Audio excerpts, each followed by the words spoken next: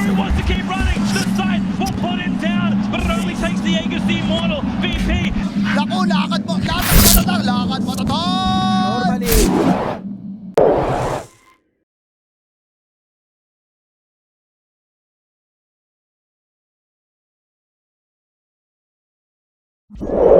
Is it Weaver 1? I didn't consider this. I did not consider the Weaver 1 something that I really am just not seeing at all. I had it in my notes as well. Stormer? You're gonna be cautious how long you stick around. Sonic Wave, first use of the game, and Stormer. We'll find our first blood, beautifully done. And Fishman might honestly go that way to stack as Toby.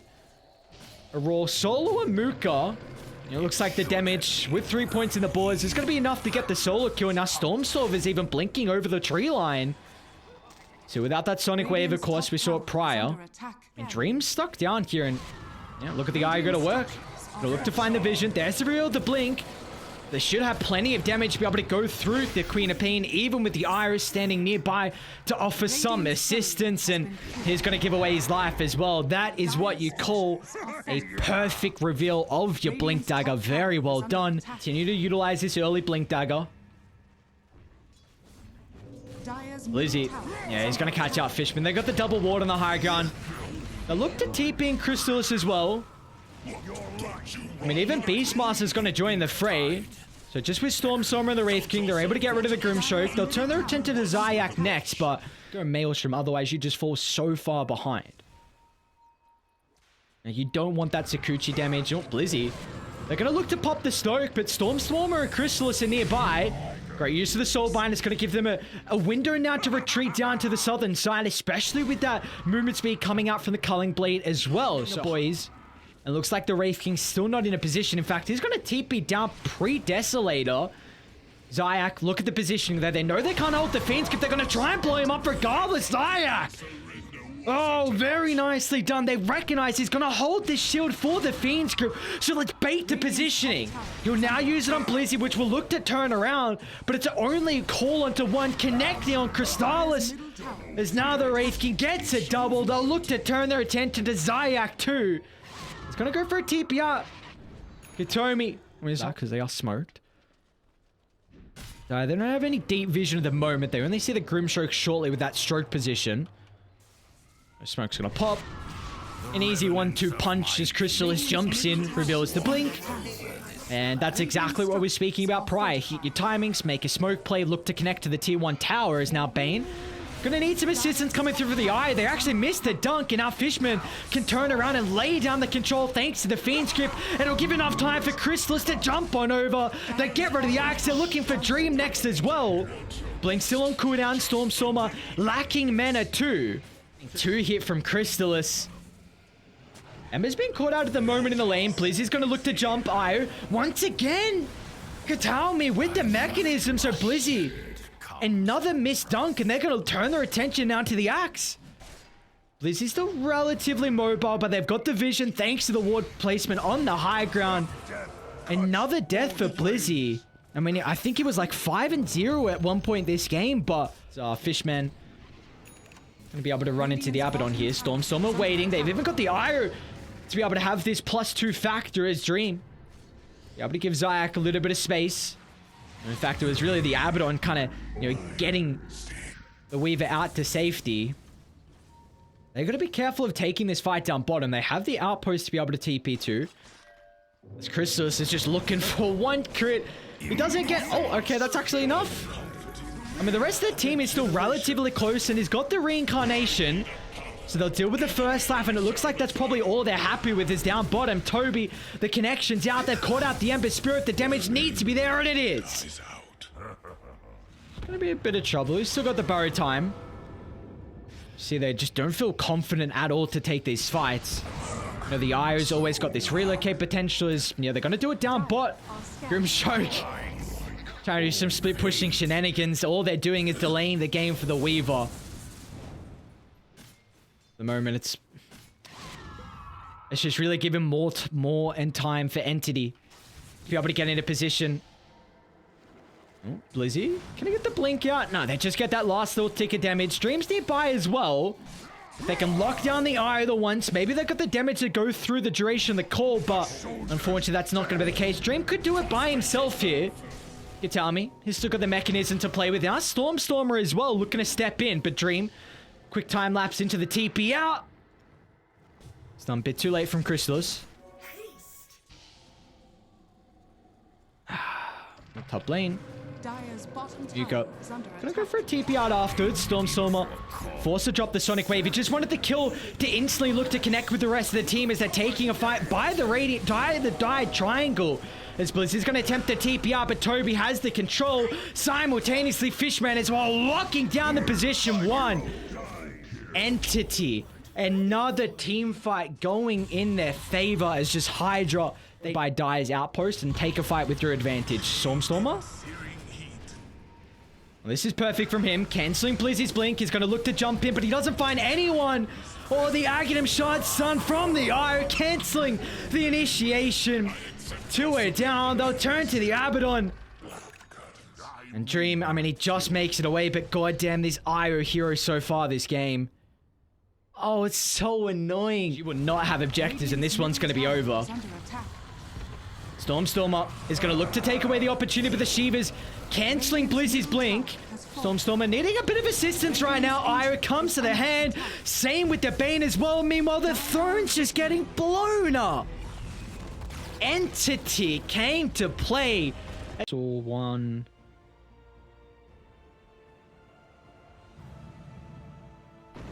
Where do they go?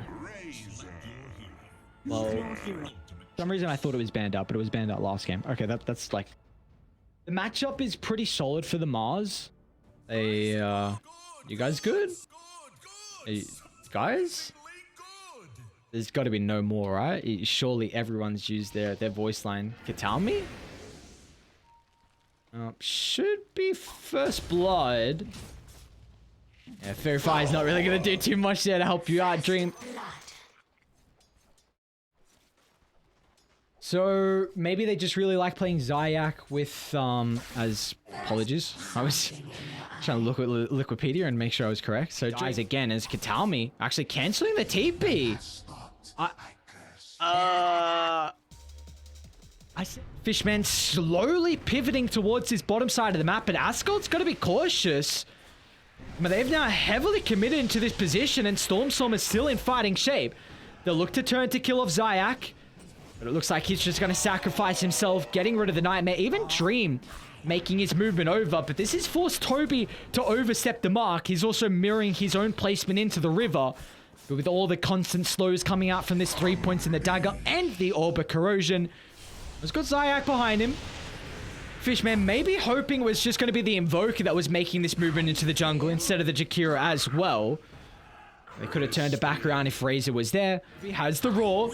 It's also got Stormstormer nearby as well. They need a target for the Phantom Strike, and Zayak coming in handy. Or is he a little bit too late to reposition himself? Dream just gets down to the low ground, but the trap damage should be enough.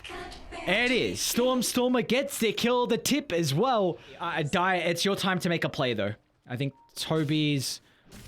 Actually, do they want Muka? Yep, Roar out. They've got the detection. Maybe not. They're going to make the play. I thought they might look to smoke with Roar, connect to mid as Fishman is going to end up going down. Yeah, I thought Dire were just going to be like, all right, we've got T1 down bottom. Beastmaster's got boots coming out, I believe. Jakiro down bottom from Katami. So a quick and easy kill for Stormstormer. Katami's not having as easy of a time, however, with Askeld stepping in to provide some help. So it will be a 2-for-1 in the end to take a fight, because they did just get BKB on Razor. Blizzy jumping on Katami. Beautiful timing with the Spike Carapace. Fishman's on the high ground as well, but Radiant, they've got a vision advantage. This is not going to feel like the fight that Entity are looking to take, as with two supports dying instantly. Stormstormer, he's actually even committed with his jump in. He's got crystals behind him. Off lane is a pretty close. Stormstormer. Arena's available. Another nice blink, but Blizz is going to wait for the blink then to follow up. And now with the backline stab, Toby. He's on top of the Jakiro, looking to try and diminish some of the magical damage through the Arena combination, but Stormstorm is still going to die nonetheless.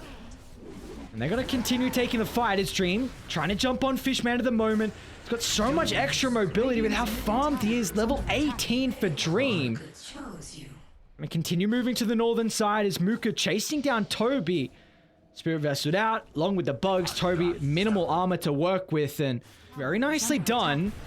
So it's going to force them to drop the arena. Do they want to fight behind the T2 tower? Fishman's going to look to jump in, but they still are holding the ice path to cancel out the use of the Fiend's Grip. And now Dire, there's the formation completely crumbling. They burn all the damage from Dream, but it's not going to matter as Templar Assassin controlled to the tree line. Chrysalis is trying to get some retribution, but with all the teammates gone, he'll get the Jakira, but it's going to cost them 5. Got to kite Dream somehow and blow up the backline. Blizzy's really the ideal target with all his control. Maybe Ascot as well, but Stormstormer unable to lock him down. And now Toby forced to just roar an illusion. They've got some buybacks to play around with the BKBs. They're looking to target down Blizzy at the moment, but a great use of the arena. Holds Stormstormer on the outskirts, and now this can enable Dream to push on forward for more. As they've targeted down the raids, are pinned to the tree like a pinata. A nice use of the Spike Carapace though. Almost giving an opportunity for TA to get rid of the Nyx Assassin. But it's actually going to be Radiant that now have the opportunity to go deeper and deeper as Blizzy jumping up on top of the tier 3. They're on top of the Templar Assassin as well. No one's buying back on Dire, and that's all she wrote. Game 2 going the way of HYDRA as Entity. They've had enough. Just from the start of this game, it was all looking HYDRA's way. Let's hook. Game 3 though, hope we get to see at least the last pick.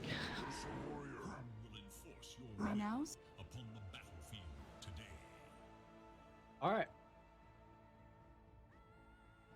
To a big counter to the dagger, or into someone that, you know, still the dagger does really well with. I guess Invoker with a lot of regen coming out being cost Wex might force you to not consider it as top. Blizzy, you know, off to another really good start here with the axe. First blood secured for the boys over on HYDRA. Ursa's early levels are definitely weaker than what he used to be.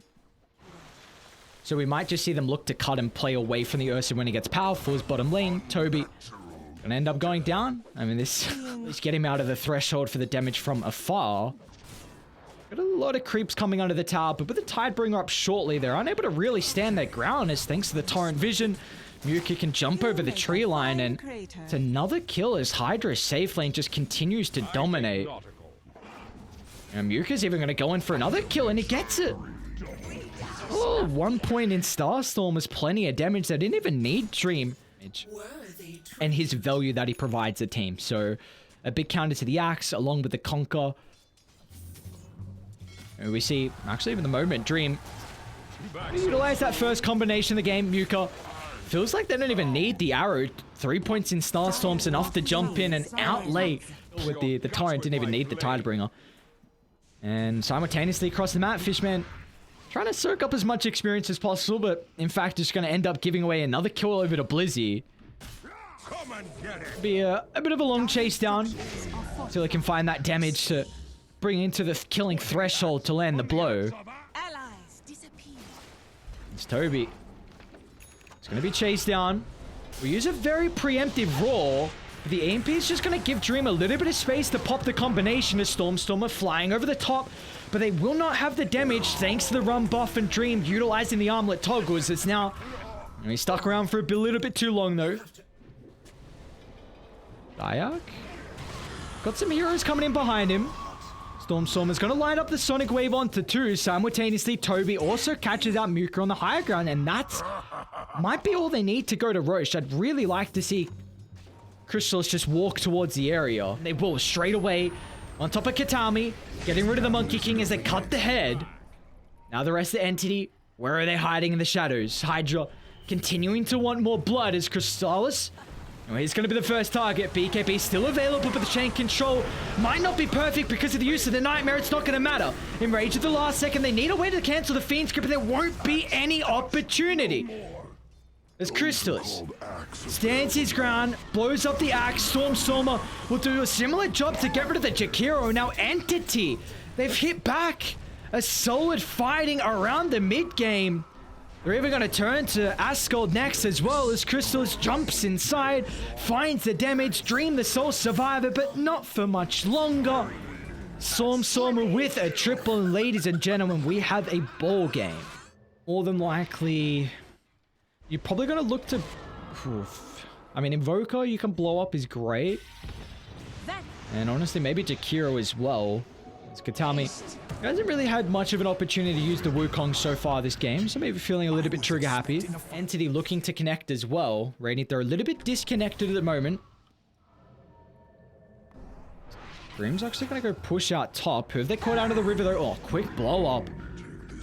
Crystallis along with Fishman. Sword in the wound. Do we have a gem already? Is Crystallis actually going to jump Blizzy? Well, first hit bash. Muka as well is not going to be able to provide any assistance. I say that. Cataclysm getting rained down. The last second BKB is enough to give the Ursa the space to reset, but with the Rage on cooldown, Dream can continue pursuing on for the bear. Now they'll turn to Toby next as well, but the rest of the team are looking to connect. Stormstormer jumping over the tree line. And Dream's going to be pretty cautious too. Doesn't have much resources to take this fight with if it does break out afterwards. Like 90% certain. I feel like I should be 100. They just lost their DD in the river. They were looking to bait it, but another 2-minute mark hit as Crystallis going to look to jump Tommy simultaneously as well. Stopping the counter initiation.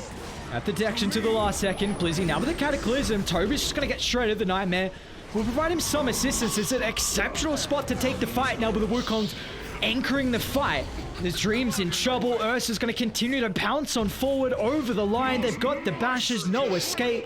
A 4-for-1 trade. As Entity seem to be cruising throughout the mid-game. The better way is to be able to deal with the Ursa. Doesn't allow him, of course, to get the constant Urshock off in the Rage. Apologies. Muka just gets blown up, but Toba's in trouble. They'll drop the Cataclysm for this. There's that extra damage thanks to the Macropie. But on top of the backline, Crystallis. I mean, they just blew up the Invoker. And now they're even looking for more as well as Dream's in trouble. It is a relatively difficult attempt underneath the T2 tower. Blizzy's going to be able to counter-initiate as well until Stormstormer jumps over, cancels the blink. It'll give him the opportunity to get rid of the Conquer. Now Axe as well is in trouble.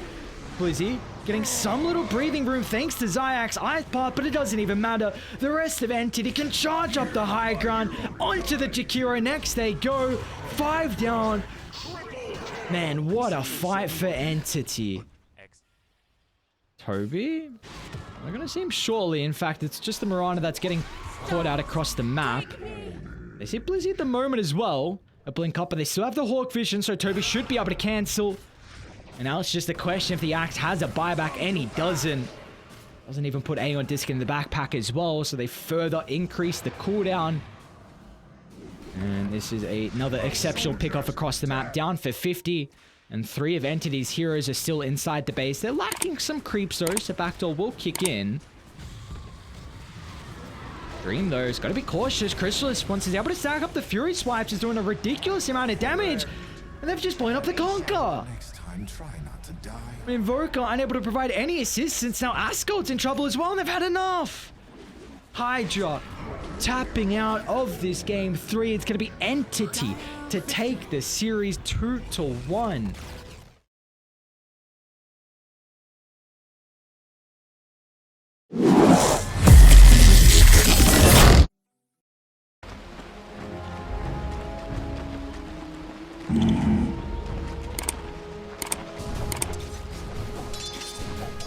Right.